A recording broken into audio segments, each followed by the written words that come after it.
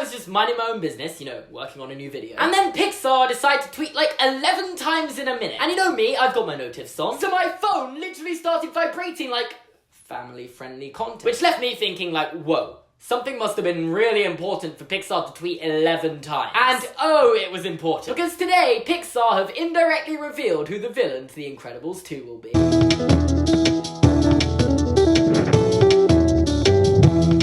Hello there, how are you doing? So far, we know very little about the villain from The Incredibles 2. The only tiny bit of information we have is in the description of the trailer, where the character is described to be a new villain who hatches a brilliant and dangerous plot. And all that tells us is that we've never met the character before, which really doesn't narrow it down. Meaning it isn't the Underminer, the tease villain at the end of The Incredibles, which is shocking. I was totally expecting it to be him. It isn't Zarek, the villain from The Incredibles comic book series. It isn't Dash, gone evil. It meant it was a new character who we hadn't been introduced to yet. And that is all we knew before today, 22nd of January, 2018. Because today, Pixar announced the cast. Most of which had already been confirmed on IMDb, including the main characters from the original film and a few new characters, including Bob Odenkirk and Catherine Keener. But then with those two, Pixar hadn't stated the characters they were playing until today, so. Anyway, today, Pixar tweeted out about 11 of the cast members, with a picture of the actor and a drawn image of the character they're playing, confirming that all the characters we've grown to know and love will be back in The Incredibles 2, some notable mentions being Frozone and Edna Mode. But it also introduced us to 4 new characters.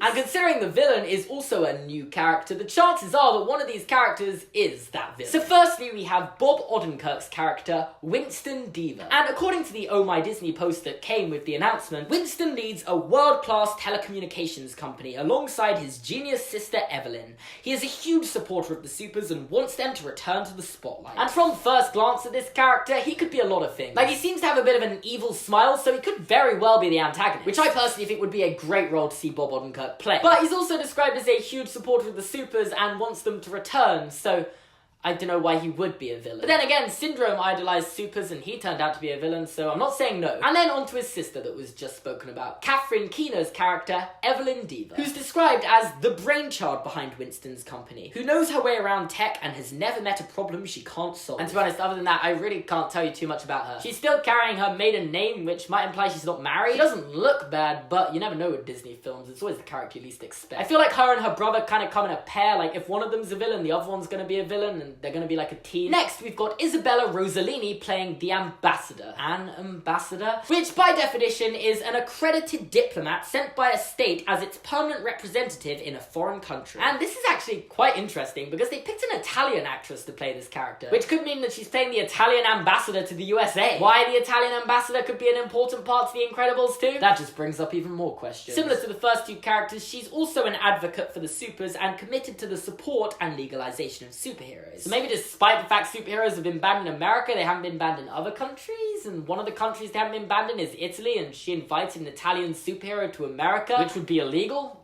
I guess that's a plot point. I don't know, I'm just literally suggesting ideas off the top of my head. Also, when it comes to this character, she may not be a villain in the film, but I definitely think she's gonna be an antagonist. Like, just from the look of her, you can tell she's gonna be horrible. You just know you're not gonna want to get on the wrong end of this person. And then finally, we have the most exciting character of them all. The one I've been building this entire video up to. Because Pixar have introduced us to a character called Voyd, played by Sophia Bush. And you can immediately see why this character is interesting. She is wearing a super suit. Without a cape. Edna? Like, when I saw this, I tweeted about it instantly because we've just been introduced to a new super. Follow me on Twitter, @Gorman Seamus. And from what has been confirmed about her character on Oh My Disney, she is a wannabe super and a mega fan of Elastigirl. Her superpower is the ability to divert and manipulate objects around her by creating voids that allow the objects to appear and disappear. And I am immediately suspicious of this character. Firstly, because where have we heard of mega fans turning into evil villains before? But also because Voyd has superpowers, but despite having superpowers, is described as a wannabe